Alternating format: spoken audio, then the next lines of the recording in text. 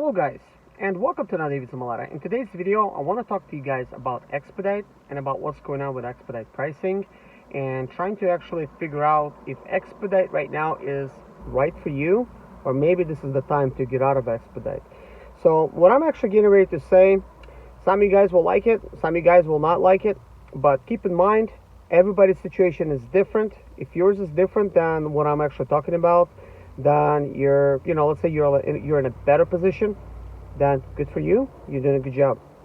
I don't know everybody's situation, but I'll tell you this right now. Based on all my friends that are in Expedite right now, they're doing really bad. They cannot get out from their local area. They cannot just go anywhere for Expedite. Here's what I'm noticing. I'm noticing a trend that's happening, okay? I got friends all over the country, and everybody's telling me that in order for them to get out of their own state, they need to take a load for 45 cents. But you know what? They're thinking obviously they're gonna make it to some other state and things are gonna improve. No, they won't, because drivers are doing the same thing in those states, and this is driving the prices down. Well, part of the reason that prices are going down is because it's a supply and demand rule. There is no supply, the demand is low, but there's too many drivers that are basically wanting to get these loads, okay? And the reason that you're not able to get the load at the price that you're trying to get it for is because there's just a lot of you guys out there and you're trying to all grab that same load and you're not able to get the price that you're looking for. Now, another factor that's in this whole situation is, well, some logistics companies, of course, they're going to be honest and they're going to be good and nice to work with, like some of the ones that I worked with. But some of them, they're a little bit sneaky and they only care about themselves and they look out for their own bottom line. So, that being said, what's going on is, these companies that want to take advantage of the situation that's giving you loads, they are getting a load at one price but telling you they got it for totally another price, and none of them will let you look at their books. You cannot see what they're actually getting it for. They will tell you they don't have to provide that information for you, so you're going to make a decision whether you trust them or not on this issue. I trusted my companies that I work for, and I'll tell you this: if you cannot trust the company that you work for, there's no reason to stick around and work for that company, because you don't trust them. There must be trust. There must be mutual respect between these companies that you work with. But right now, things are very tough. This is not a good time to be an Expedite. Being an Expedite used to be romantic, okay? And what I mean by that is a lot of Expediters are recording videos, them having fun, including me. Thing about it is, we were having fun. We chose to have fun instead of be at a truck stop somewhere being stuck. And then it so happened we were able to have fun and get loads at the same time. Those were the good times. I was able to work in the bad times and in the good times. Guys, the reason you should be listening to this video as well, I have a lot of experience when it comes to working in good economy and bad economy. I've been an Expedite since 2007. This video might get a little bit long because I don't really know how much of this information I want to tell you, but I think since we are talking on a topic, it's going to be important to get a full picture, because I don't know your situation, so I got to put out as much of my own personal experience into the picture, and some other people, that way you can figure out for yourself what's right and wrong for you, okay? But back in 2007 I got into Expedite, to make a story short, okay? In 2009 when it hit, we had a financial economic crisis. I was not able to make a payment on my van, and I tried to negotiate with the company, which was Chrysler Financial, so they could defer my payments. They were not willing to do that at all. They said, you have 60-month term and we're not going to be extended any more than that. Now, of course, they got 72-month terms and so on and so forth. What I like about this particular financial crisis, at least a lot of these companies now, they are deferring the payments for the van. One of my buddies in Portland, Oregon. He don't have to make a payment till July. And I believe he basically applied for this thing probably like a month and a half ago. So that is good on his part, because at least he won't be losing his van till July. I don't know how things are going to be like in July, but supposedly in July, economy is going to open back up. That's at least what they're hoping for. I do not see that happening. I'm thinking this is going to last through November or beyond. As a matter of fact, I think in November it's going to get a lot worse. It's going to be the winter time, nearly winter time, so things are going to get worse before they do better. So at this point, we're not only having the financial crisis that's kind of like a crash that's been waiting to happen. I knew this was coming, but now we're dealing with a situation where it's beyond anybody's control. So some of the businesses that would have been opened are closed due to that fact. And I'm not mentioning any of these words because they will take the videos down if you do, that kind of thing. And I don't want mine to be flagged. So you guys already know what I'm talking about. So that being said, should you panic? Should you not? Well, that is up to you. You should never panic, okay? But whenever you're making life decisions and you're taking risk, you should always take calculated risk. And you shouldn't be doing a business just because you can do a business, just because you think you can. And you don't want to look like you're a procrastinator. Sometimes it is good to procrastinate because it will actually allow you to calculate everything that you need in order to do that business and make the right decision whether you should be in that business or not. Because any kind of business, I don't care what you're in, if it's not right for you, it's not right for you. You gotta know what you're doing. You just can't get some basic information on YouTube, like from my videos or some other people's videos, and think you're going to make a decision whether you're gonna jump in and get that business or not. Okay. I will be hopping around in this video as my mind is going all over the place, but I want to keep things relevant. Just recently I had emails back and forth of somebody that's a good viewer on my channel, and he's been asking me a lot of different questions. Mainly he wanted to ask me questions about how much he should bid for the loads. Well, I told him some things, and I think he did not understand me, and I did not understand him, because he's asking all the wrong questions, and I apparently tell him all the wrong answers, because he wants to hear one thing, and I'm telling him like another, and that's because whatever he wants to know, I'm already ahead of time, and I see situation way differently. Well, I don't know that person's situation. I did not ask him.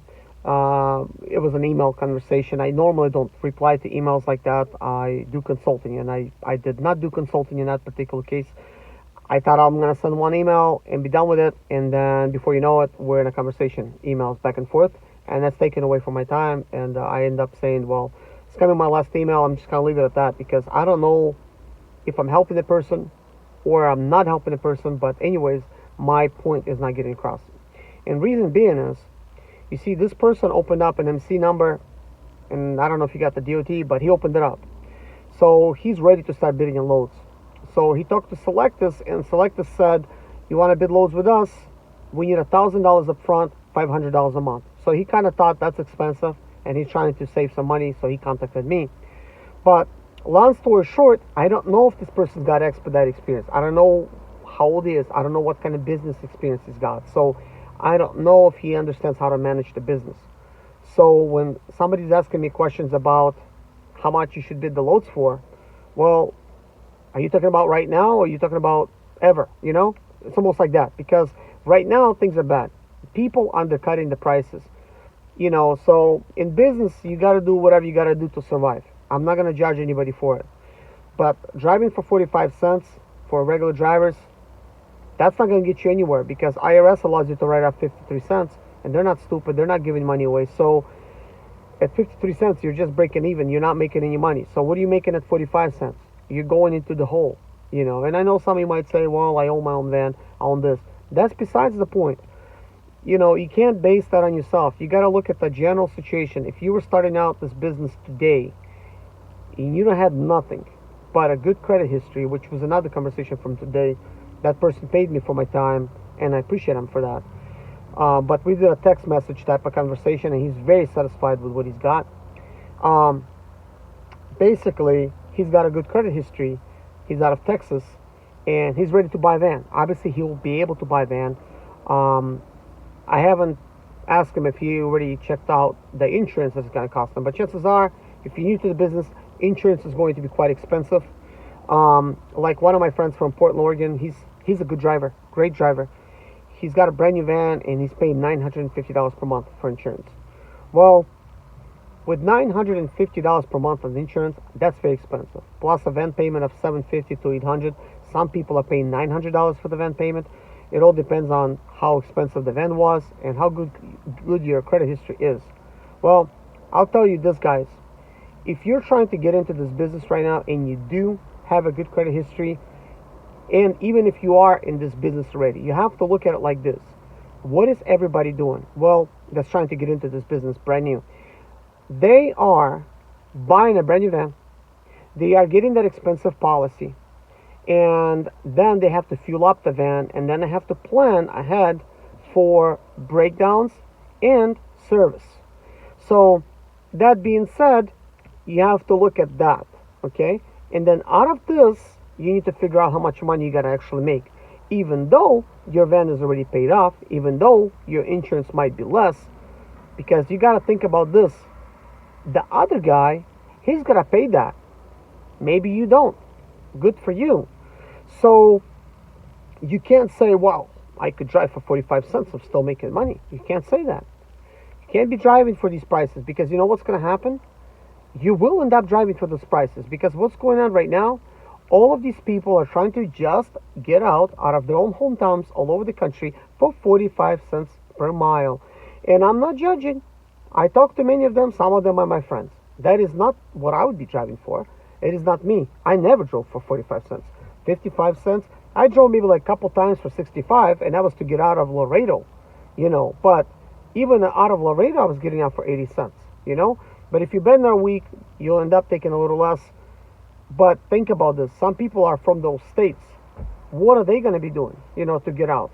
So if everybody's getting out for 45 cents, what does that tell the brokers? What does that tell the logistics companies?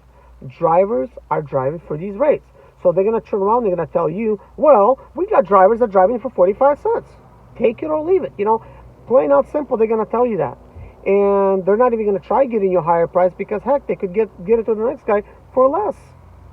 So why should they be paying you 80 cents or $1 per mile? They won't. Because even if they got a load for $1, let's say, right? Which is, now it's kind of funny, because, man, $1, that was our Expedite's pay back in 2013. Even $1.20, I was getting that much. But anyways, they will actually, if it's $1 or more, they're going to tell you 45 cents, take it or leave it. Now they're going to make all that money. You know what I mean? So you're going to be stuck out of that money, and they could do that all day long. Well, next thing I want to talk about, of course, that email, that person says, you know what, I watch your videos, this and that, thank you so much. A lot of great information. So I did get my MC number, because I tell a lot of you guys, don't get taken advantage of, get your own MC number, blah, blah, blah. But I am talking to the people that's already in business, already been doing this, already paying for this high insurance cost, already paying for this van payments. So you already got no choice but to stay in business. So might as well stop the taking advantage type of portion of these companies. Open up your own MC. Anybody could open it up. Problem is, when MC number is too young, then these companies will not be paying you that much money. Excuse me, let me get a drink. Okay, I said it wrong. When your MC number is young, it shows that you don't have any experience in this business, whether you do or not, even if you had Expedite experience for 10 years. That MC number says you just got into the business. It's because it goes according to the number. And no matter what you tell them, you're fresh. You need to wait at least 1 year till they take you seriously. So that means that MC number needs to age like good wine, okay? So even if you're not planning to be bidding loads for you right now, but you are already paying for these high cost of insurance, and you're having somebody load you, maybe you don't know how to get loads. I think it is best to plan ahead of time, especially if you're thinking about staying in this business for a while, is to go ahead and get your MC number. Okay? I'm not saying don't get your DOT. You need that for trucks. I'm talking about like expediters under 10,000 pounds. You don't need DOT number. As a matter of fact, that's a little bit higher insurance. So get cheapest one. Get your own MC. Let it age. Put it on the shelf. Maybe every once in a while you will get a load here and there, making your score go up little by little. But I am surprised that Selectus is willing to let newcomers pay $1,000 up front, $500 a month. I'm surprised that they're doing it, because they were first charging $9,000 up front for new people. Then they were charging $6,000. Supposedly it was like a discount. Then apparently there was some more lower steps that I did not look at, but now it's $1,000. Apparently the person thought $1,000 is a lot of money for him to pay, and it is. But what does that really tell you? Why are they doing that? And it's because they're losing a lot of business. Selectors, because a lot less loads are coming through. They're skimming off the top a lot less, so they need to make as much money as possible. So that means if you're paying $1,000 to get in, well, that's free money for them. They're just giving you access. They're just giving you access to the software. You're still going to be paying $500 access every single month, but that's just like letting you have access. You know, you're paying for that, which is like non-refundable. You're not going to get that money back. And then they're going to put you in a contract for the next 3 years, $500 a month. So you break the contract, you're going to be paying some money, you know? So that's what they're looking for. So you just can't fresh come off the boat, never been an Expedite before, thinking you're going to just go ahead and get yourself like an MC, blah, blah, blah, and think you're going to be like in business. Unless you got a lot of money, okay? If you don't, you better not be doing it, because if you do, well, you're going to be in trouble again, because can you really afford that $500 every single month? Can you afford that $1,000 to pay them? What if you can't? What if you can't find any loads with that, you know, price? What if you can't survive? You know, those things need to be kind of like answered. So just getting an MC number, fine. But getting on a load board, not so much, because if it costs you that much money to start out, but you don't know what you're doing, you're just going to be throwing your money away. You first need to study and learn and drive and figure out if this business is right for you, because I see many people that are trying to start out and they're thinking this is gravy. Guys, this is not gravy. This is the probably, and this is going to be funny coming from me, and I'm going to speak like from somebody that is not going to see it positive like I see it. This is like the worst business to be getting into if you are the kind of person that's seeing the glass half empty than half full. You know what I mean? So if you're seeing the glass half full, this is going to be a good job for you. If you're seeing a glass half empty, then this is going to be bad, because what it means is you're a little bit more pessimistic, not optimistic. That's what that means. So pessimistically looking at it, you will be sleeping in the van. In the summertime, this is a tin can that gets very hot. It's like an oven. It would be kind of like cooking you alive inside. If you don't insulate it, if you don't put no AC in it, if you don't put no heat in the wintertime, you're going to be really freezing in here. So looking at it from the side, somebody never been in this before, you will technically live in your van like bums live in their cars. It's almost the same. So unless you like a van lifer and you set up everything nice and you sort of got yourself like a little like nice living facility, if you don't, it's like you're living like a dog. Literally, listen, you're going to be waking up in the middle of the night, even in the morning, whatever you go to sleep in just a few hours. If you sleep in a t-shirt, it's going to be soaking wet. You're going to be completely wet. You're going to be wet all over the place. You're just going to be like a sweaty dog, you know, sleeping in the van. So it's not glorious at all. It is not luxurious type of lifestyle. As a matter of fact, man, this was true last year, and right now it's especially true. You could go at McDonald's and work some overtime at McDonald's. You make more money than Expedite. Seriously. So Expedite is that bad. Man, if you're working at Walmart, that's like an upgrade from Expedite. You might be thinking I'm crazy. I'm not. Look at how much money we're making. If you look at 7 to 10,000 in a good economy, look how much money you're actually spending to have that business. It is crazy. I'll make a little example to where it's easy to understand. I know right now fuel prices are low, but can they stay this low? Probably not. So without really calculating the fuel prices right now, but just basing it a few years ago when fuel economy was pretty good and prices were about average at the pumps, and on average it's going to cost you about $2,000 in fuel every single month, give or take insurance plus van another $2,000, so that's $4,000. So you would be making between 7 and 10,000 gross. So if you made $7,000 minus the 4, you're left with 3. So that is not good, because if you left with 3, here's your rent or mortgage together. Oops, excuse me, and you get a middle finger basically. So that was not planned, but that's what you're going to be getting, you know. And then you still got to pay your water, you still got to pay utilities. Before you know it, you have no money left over. And if you think this is not true, talk to some expediters. Ask them how long they've been in business. There's a very few number of people, and I'm one of them, that made it in Expedite. I was actually able to thrive in Expedite, and it's because I know what I'm doing. I was able to make 85 cents a mile, 80 cents a mile, and sometimes I was making $1 and more. But as the economy was shrinking, you get paid less, and less. So, excuse me. So, I went through the economic crash in 2009. That taught me a lot of valuable lessons.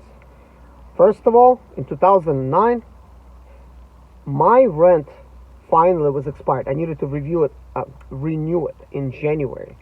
I told my apartments where I was living with my wife with no kids, I told my apartments I will not be renewing. I could not afford to make van payment. I could not afford to make a payment for the apartment, and I could not afford to live in a house anymore. This was 2009, beginning of the crash. So I took all my things and I put it in the storage, and for 1 year we barely had any work. We were living in a van.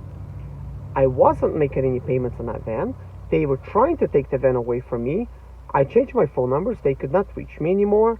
And they put this on my credit history. They really ruined it really bad. And I'm just being honest with you guys. That's just what you're looking at right now with this thing starting. You're probably going to be in the same situation. Some of you could use this as an example. Some of you maybe will think I'm an idiot. Either way, I don't care what you think. But I'm telling you honestly, this is what you're going to be faced with. So I put all my things in the storage. I think it was like $90 a month. Put everything in there. I told my wife, we cannot afford to live in an apartment. She looked at me like, no way.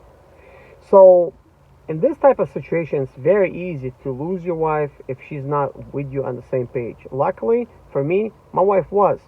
She understands the circumstances, so she's like, okay, what's next? And I said, well, you know what? I got this idea. Because at the time, I was just doing this locally. I said, I get this idea. I want to take this to the next level and expedite all over the country. Prior to this financial crash, I was only making $4,000 per month. That's it. That was my biggest check. So when I paid everybody, I paid insurance, which was $375, by the way. Fuel prices were a lot more expensive back then, $4 and $5 a gallon. And I paid my van payment, which was like $800, and then my rent was like $900. So when I paid everybody, I literally that's it. I paid everybody. Done. I didn't have any money left over. Like nothing extra. Okay? So I told my wife, I said, listen, I wonder if we could just take this long distance, like van life it, in our Sprinter van. And she says, okay, and we don't know what the heck we were doing, but little by little I started getting these companies, and then I found 4 companies. One of what's called Whirlwind Express, not around anymore. That company is bankrupt. Now, next one, T&K Nationwide, not around anymore, bankrupt. Next, Prestige Expedite. They sucked back then, but talked a big game. I don't think they're around, but I don't know. They're out of Ohio. And then the next one is X-Ray Expedite. They said they were good long distance, but they really sucked. But they were good locally. That was my previous company, and then that was my 4 companies that I had. Best one was Whirlwind Express, that gave me the most loads, but they didn't pay that well. Next best was TNK Nationwide. They paid better, but they did not pay on time. And a lot of times they made excuses about why the money was not in the bank, saying, "Oh, it was a bank error. They made this." But really, when they're telling you this, the companies do, and they're making excuses why your money is not in the bank, guys, they got financial trouble. Look for another company that doesn't have financial trouble. As a matter of fact, at that time, man, Bolt was just kind of getting started. Like, they were still a pretty small company. They were about the same size as, maybe a little less than TNK Nationwide. They looked kind of big, but I didn't even think about even working for Bolt at the time. They were just kind of like getting the ball off the ground. They did really well, and then they came out shining while TNK went out of business. So management, so it's all according to how you manage.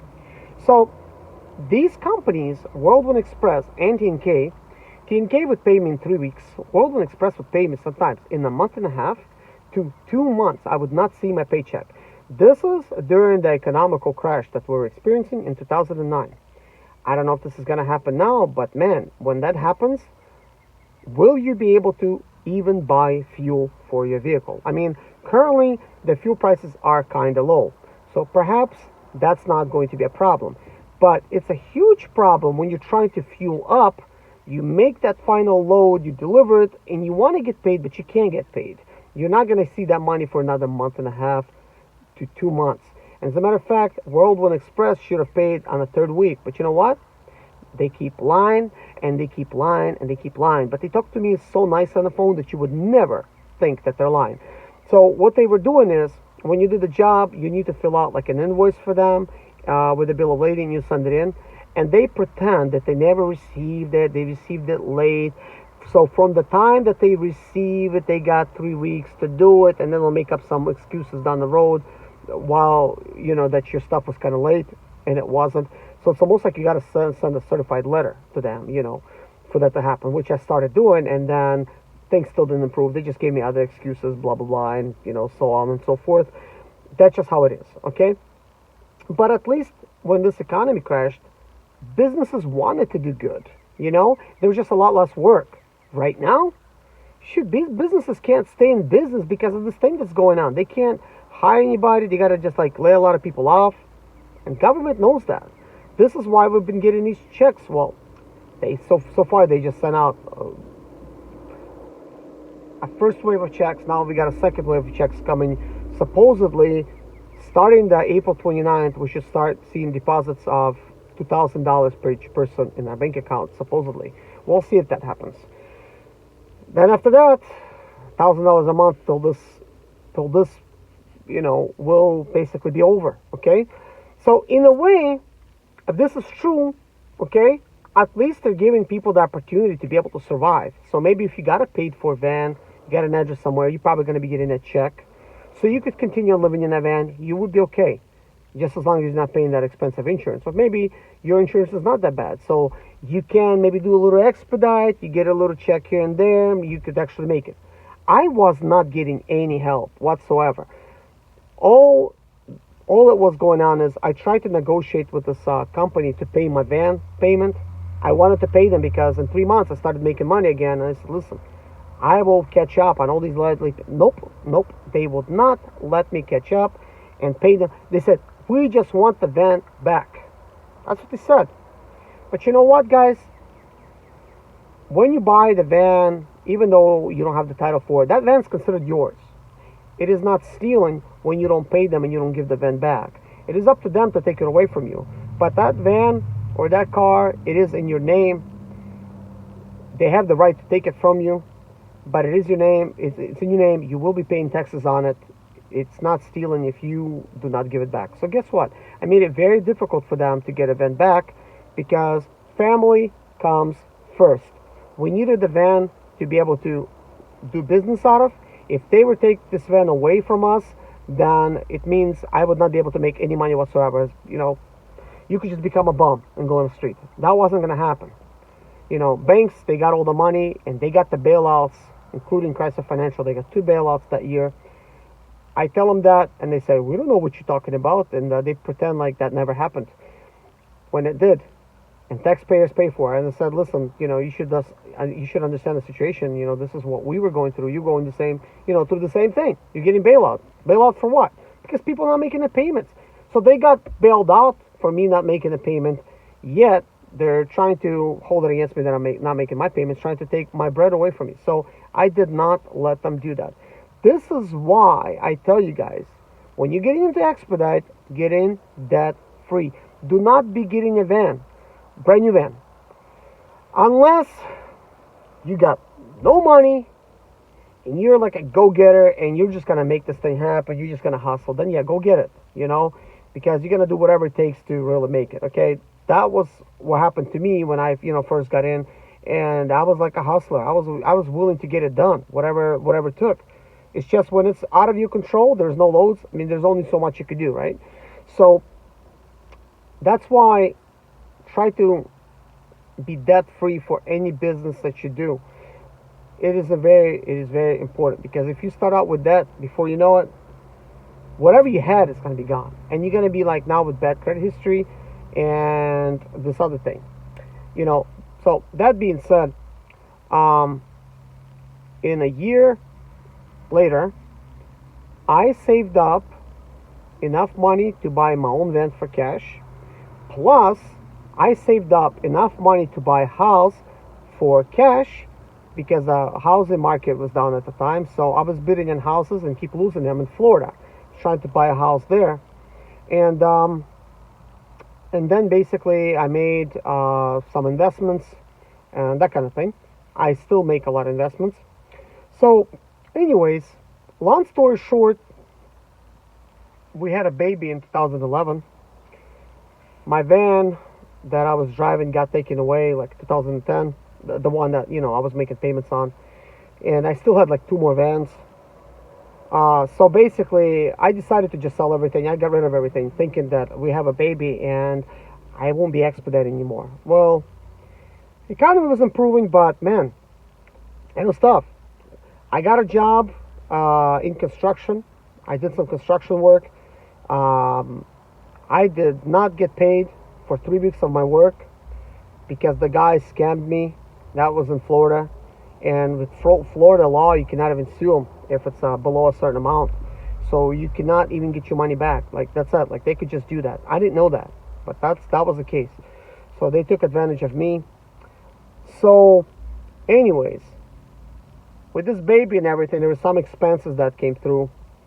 I spent all my money from the vans that I sold. I was out of money. So 2011, when we had the baby, I barely could make diapers. I barely could pay for diapers for my baby, you know, Kevin. That was like 8 years ago. Kevin's 8 years old now. So that was then. I didn't have any money, like no money left. So I kind of figured, you know, 2011, Expedite was doing pretty good again. At the end of 2012 is when I got back into Expedite, 2012. So I bought another van for payments from a buddy of mine. Paid nearly $8,000.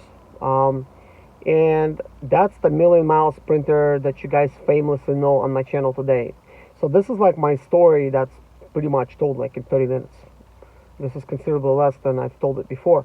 But anyways, I'm cutting in a lot of bits out. That way you guys could, you know, get the story across, that what happens through the economy, through my story, to figure out might be what you're going to be looking at. You might be looking at your van being taken away. So you can, I'm not going to say, you know, do it, because I don't want to give financial advice, but I'm just telling you that if you don't make any payments on it, they will try to take it away. But if you keep driving all over the country, how the heck are they going to take that away? Try tracking you down, you know. So that's going to be close to impossible. If you are your own boss, you're just an owner operator, you don't even have like your own like logistics business, they cannot take the money, like, which is like, what's it called? I forgot, like, where they go after your employee and they take the money, so they can't even do that. Employee don't have to talk to them or nothing, because you're not their employee, so they cannot do that. You're a contractor, so they cannot go after your money. So basically, I would say, just to be safe, change your bank account, put it in a different state, change your phone number, and basically just work. And if you cannot make payments on that van, don't even worry about it.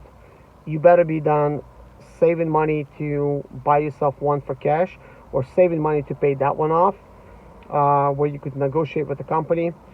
I'm just saying, look, right now, you're gonna have to do what it takes in order to stay, to survive in this business. So if you already got your van, chances are you're gonna be losing it. That's just a fact of the matter, okay? That's just what's gonna happen. Now, whether you have a place to live or not, who knows?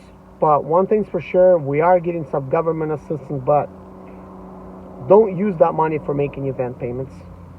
As a matter of fact, they have this other thing, that they're going to be voting on, where if you have rent, you might not have to pay your rent. If you have a mortgage, you don't have to pay your mortgage. They cannot go after you. They cannot ruin your credit history. So what does that tell you? You can live in a house that you have a mortgage on. You don't have to pay. You could live rent-free. If you're renting from somebody, they cannot go after you, because first offense $5,000, then it's $10,000, then it's $50,000. Before you know it, like, that's not going to be good for landlord or the apartments, or the mortgage company. I'm sorry. So government is understanding these type of situations, so they're giving you the ability not to pay, at the same time it not impacting your credit history.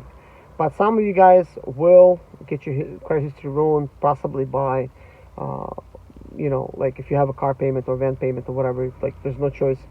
But one thing's for sure, you are getting help, so it's going to be up to you. If you want to use money for that, that is your thing, but I would not until I know where this thing is going, because the way things are right now, things are going to get worse before they get better. Things eventually will improve, but life might not be the same, because with the way things going on, I don't know where this is going. A lot of things will change. I'm not sure in which way. I know one thing is, if I was a company and right now I had employees that was, let's say, like, was sick, and because of that my business is down, I would be thinking about automation as much as possible, to not even employ anybody as possible, so that my business is completely automated. I would be probably investing in automation equipment, more, AI technologies and stuff like that.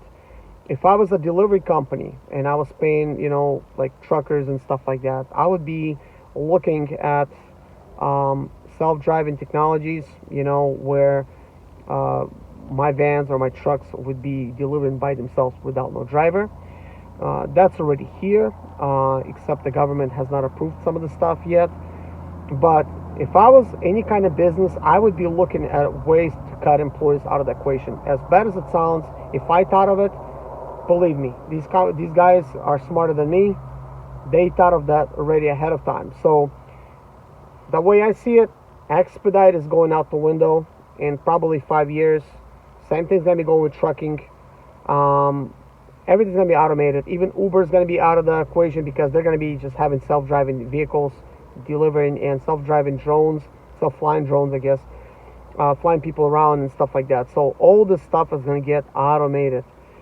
So a lot of people are going to lose their jobs. So this is probably not the business that you want to be in. This might be something temporary that you want to be in right now. Maybe you could make some money in it, maybe you can't, I don't know. But if it does come back, it is still a good business to be in. Take advantage to make some money, hopefully real quick. But guys, there's nothing quick about it. So many people get into this business, and I talk to them with brand new vans, like, oh yeah, I'm going to pay this thing off in 6 months. You know how many times I've heard that? None of them did that. As a matter of fact, all of them lost their vans. Every single one of them.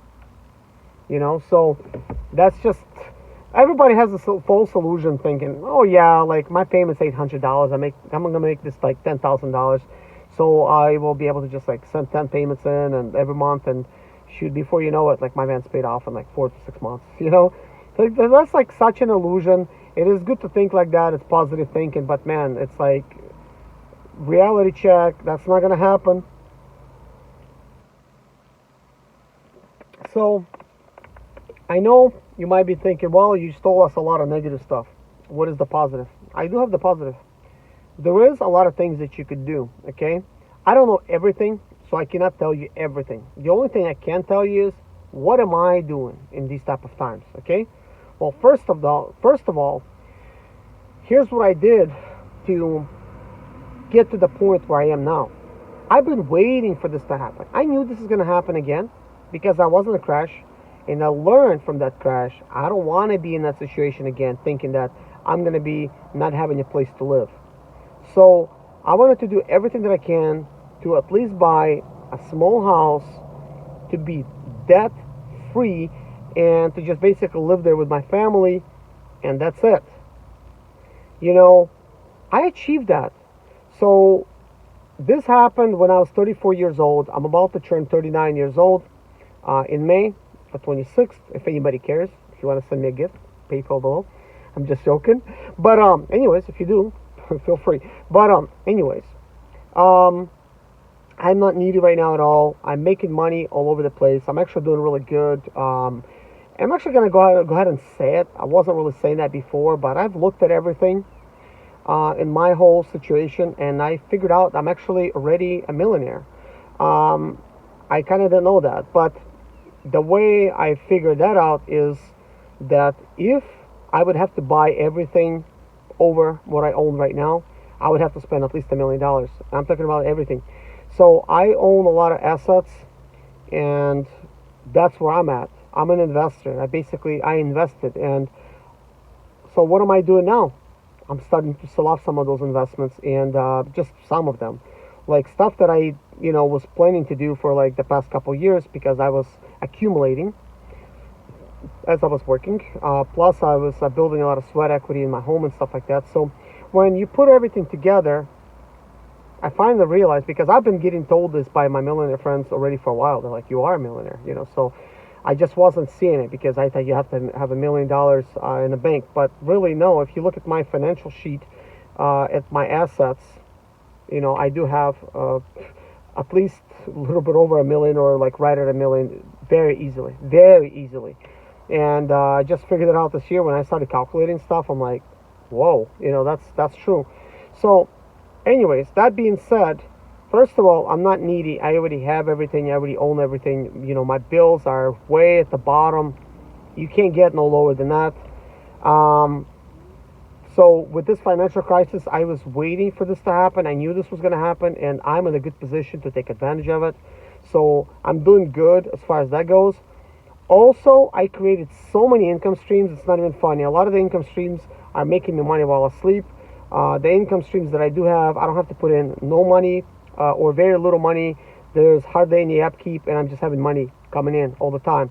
So, and you might be thinking, who the heck am I, to be doing all that? But guys, Expedite does not define me. That's, I was always a businessman before I actually went into Expedite. And Expedite, actually, I thought I'm going to hate it, as a matter of fact.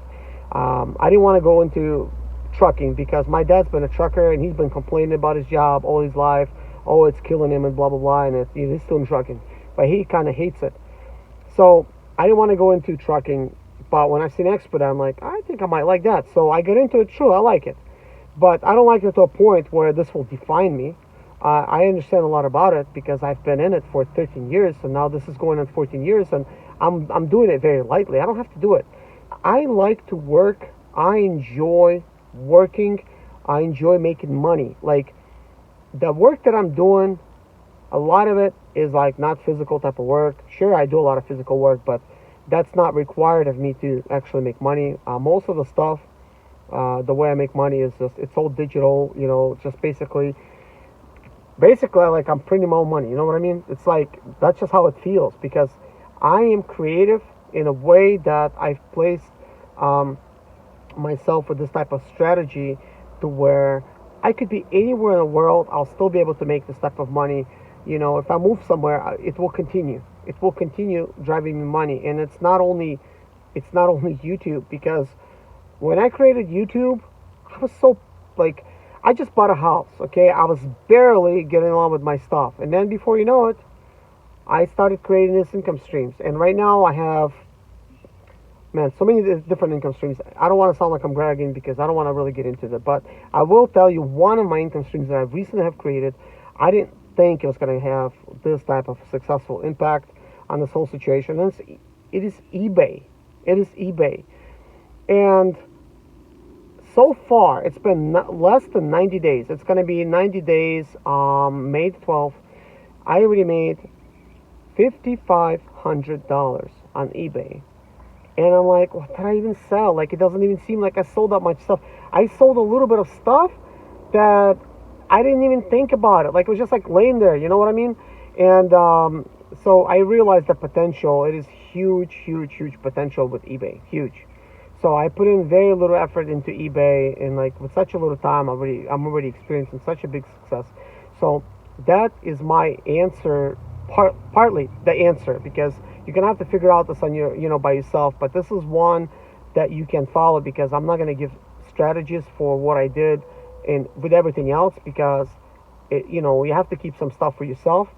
But I have income that's coming in from all over the place, and I really don't even need it, But what I'm doing is I'm using that to further better myself, to further invest and further to just keep growing. And that allowed my creativity to really flow, because I am not worried. I am stress free. I don't have any of that stuff. And I am like thinking creatively. I'm like, okay, like, do I really want to be doing this thing that I'm planning on? And I realize, no, I don't, and I don't have to. So I have to ask myself, what do I like? That's the most important thing. Like, I ask, what do I like? What can I do that I could stay home, or I could stay local, or I could take it with me anywhere in the world? And this is the kind of things that I'm doing, So, but anyways, eBay is worth a try, especially right now, because right now it's the less riskiest time to try it, because right now the demand is high for selling online, because people are scared.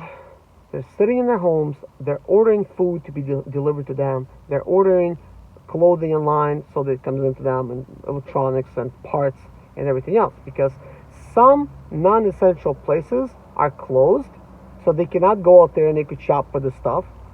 But some people, they're scared to even go out there and shop, because they don't want to get sick. So so that being said, a lot of people resort to eBay, Amazon, and a couple other things. I think right now Uber is going to be good, like Uber Eats. I think Uber, driving somebody, like, I really don't know how many people are going to be like really out and about right now, but that's probably going to be a cheaper business to get into, cheaper type of insurance. You could do it using your own car, with not having a lot of expenses. But I think Uber Eats, delivering somebody food, I think that's going to work pretty good. There's not a lot of money in it. I'm not saying there's money in it, but there's going to be a lot of people that's going to be ordering their food. And, who's to say if it's going to be good or not? I know one thing is, it's cheap having a car. It is cheap to fuel it up. Get a good fuel economy car now. Fuel prices are cheap right now. So I've never seen them this cheap. Like this, well, I've seen them this cheap when I was like 18 years old, but who would think they would be this cheap again, So I'd say start with that, and then you have to like look at what because you're going to be smart with something that you don't even realize the potential of, because we're all human beings are different. So the way I think, you might not be thinking the same way. I try to basically plan everything to where if a bad situation will hit, I will still be in good shape. This is why I'm doing even better right now than even like last year. It's because I have now created income sources. Like before, I had a lot of investments, bought a lot of stuff, and it's money in stuff and property and, stuff like that. And online, like investments. Because I also invest in the stock market as well. I've been doing it for a while, but I recently decided to do some day trading. I don't recommend day trading. It is fun, but I don't recommend it. You could lose your money big time. So it's not a safe way to make money. If you want a safe way to make money, I'd say, look, go on Craigslist, buy yourself a car that's, you know, if you have a place to put it, maybe should rent a storage for all I care. Just rent one, 10 by 20. It's gonna cost you like 80 to 100 bucks, maybe 150, depending on where you're at. Put a car in it that's broken. Just go there every single day, take stuff apart, and start listing. So now this portion of this video, I will talk to you guys about listing and organizing and stuff like that has to do with eBay. Hopefully I could you know, break it down and put it to you kind of like nicely. So we're going to organize things very easily. So you're going to buy yourself some bins. I don't care what size bins you have. So here's what I want you to do. I want you to get some tools, and start wrenching away. Any kind of parts that you remove from the car, put in that bin. Write a number or a letter on that bin. Simple as that. One letter or one number, or a letter and a number, depending on you. That's going to be your item number for that bin. Just like one bin that holds all those items. So when you fill up that bin with parts, stop or continue filling up other bins. Well, when you could, you know, until you get tired and you basically just stop filling the bin up. Okay? Where am I going with this? Then you're going to want to take that one bin that you have, set it down, and have another bin besides it, empty bin. Okay? You're going to start taking parts out of this bin and taking pictures of them. Snap, snap, snap, snap, snap, snap. Take pictures of everything that's in the bin while you place the item in the next bin. Take pictures on some kind of folding table. That's what I do. And I have a dirty table because parts are dirty, so, you know, it's going to get dirty real quickly. Doesn't even matter. eBay allows you to cut the picture out if you have an iPhone. So it's really simple. Now for eBay, you need like square pictures. I'd say you only need one square picture. Everything else could be like normal. You could edit this picture later if you want. You know, they allow you to crop the pictures afterwards when you actually upload them. That's when you could go ahead and actually cut your item out. But I don't want to make this thing too confusing. Keep things simple. Use your phone, download eBay app, use the app to take, use your phone to take all the pictures, use the app to upload all the pictures to, you know, eBay with all the listings and everything else. Use that. Learn to use that. Don't use a computer because it's going to be like just taking you too long. Use the computer for printing your labels and managing your listings, you know, like to the computer, like, you know, I only use it for just shipping, like just printing shipping labels and stuff like that, because it's a lot easier, because with the push of a button I print a label. Okay, so that being said, guys, when you're removing parts from one bin and you place them in another, then put the letter or number, whatever you want to put on that one bin. That is going to be your item number. And I recommend when you start making listings, go ahead and list that entire bin. List every single item that same day, whatever you have, until you're done. And when it's going to be like item number, put in that item number of that bin. Then you take that bin and you put it on a shelf. You start with the next bin and the next bin and the next bin. With the next, maybe like if it's a letter, if it's an A, then the next bin is going to be B, C, and so on and so forth. If it's numbers, then 1 through 100, 1 through 1,000, whatever you want to do. So it is up to you. Or you could do like A1, A2, A3, but you know, you don't have a big warehouse. So I mean, probably just, if you have like, I don't know, like 27 bins, all the letters of the alphabet, that's probably going to be like enough for the start anyways. Why is that important? Well, when the item sells, you'll be like, oh, which item number? Oh, it's A. Oh, that part is in bin A. You go ahead and open that bin up and you look for that part in there. That's going to be very simple.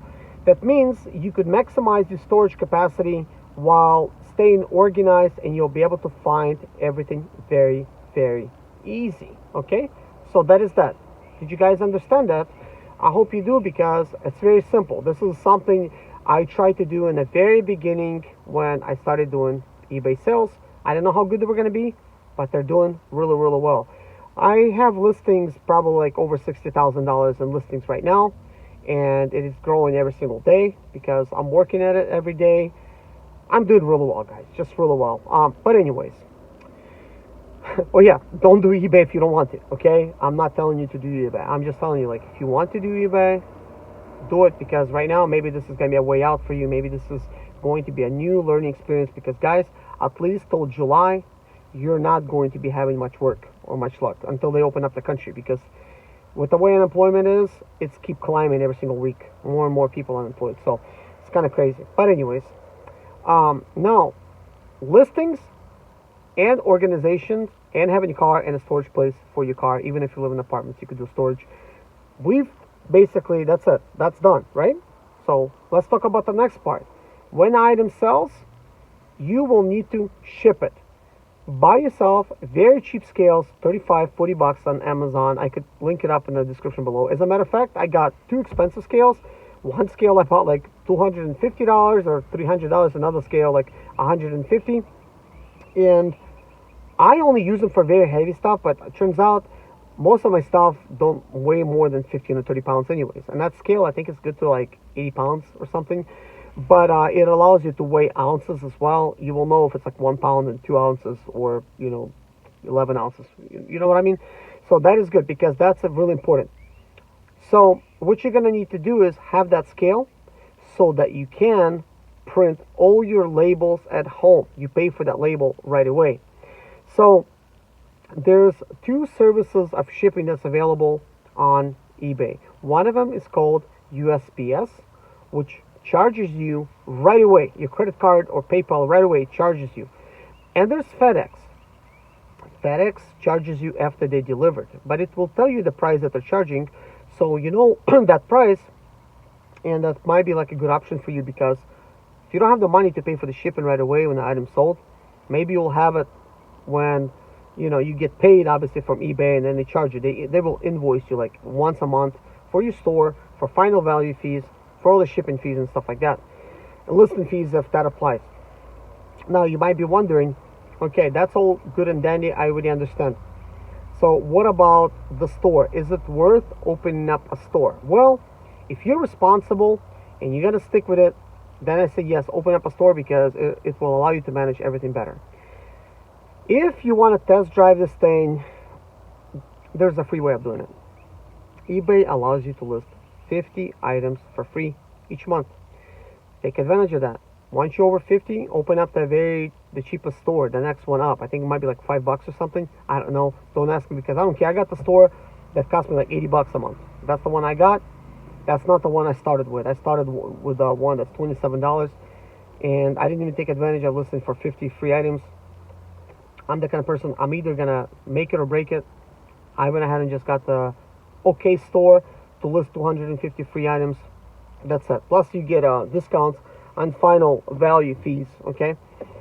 So, anyways, I think I pretty much explained it, guys. You don't have to complicate it. It is as simple as that. And let's say you might be like, I don't want to be dealing with cars. I'm a woman, or like what can I do? Sell clothing. Clothing. Everybody wants clothing right now. As a matter of fact, a lot of people are buying clothes online. So sell it. As a matter of fact, I will be selling some clothes as well. I'm going to be test driving that. Getting ready to list some clothing today, actually. So I got this clothes a while back to list, to try out. I bought each item for like $1. I can't really lose, can I? So I'm planning to sell each shirt for like 20 bucks a piece, shipping included. So when all said and done, after shipping and fees and stuff like that, probably make 10, 15 bucks on each t-shirt, because they're very light. So it's gonna cost me $3, $4, $5 to ship it. I offer free shipping, and because I do and I ship really fast, I applied for fast and free. So I have fast and free shipping. Why is that important? Well, it's very important, because look, if you might be buying on eBay, like you might be buying something, you're going up there to buy, and you see free and you see fast and free. Well, with fast and free, that person had to qualify to get that, and if you order that item, you're gonna get that item right away. Well, with free, if you buy it and it's free shipping, that person might decide not to ship it to you. So that's it. That happened to me. I bought like an Apple keyboard, got screwed. I didn't get my keyboard. It was free shipping. It was coming to me for like a month, and I had to apply for a refund, and I got it with PayPal. But fast and free means you're not gonna get scammed. It means when you buy that item for fast and free, that person is responsible. He will ship the item to you, and he will ship it fast. That's what's really, really, really important. So that's important. I offer free shipping. That works for me. No, I do not put it to the cost of the good. As a matter of fact, I'm like more like a wholesaler than a retailer.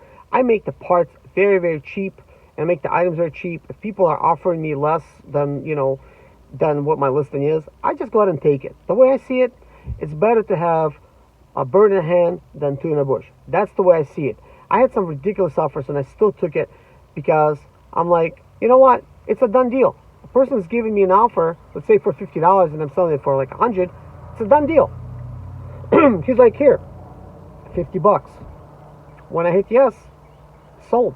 It means he has to buy it now, unless he changes his mind. But for the most part, if they did that, that's good. But anyways, guys, I've been planning for an hour-long video, and I achieved it. So consider this a free conversation with Zimaleta, like, free consulting type of session, which is not one-on-one, but one on 100 or 1,000 people. How many people are going to see this? Hit a like if you liked it. This is the kind of consulting that I do, and I do charge for it, but I talk to the person about their particular situation, and I try to give them the best advice. I really need some water.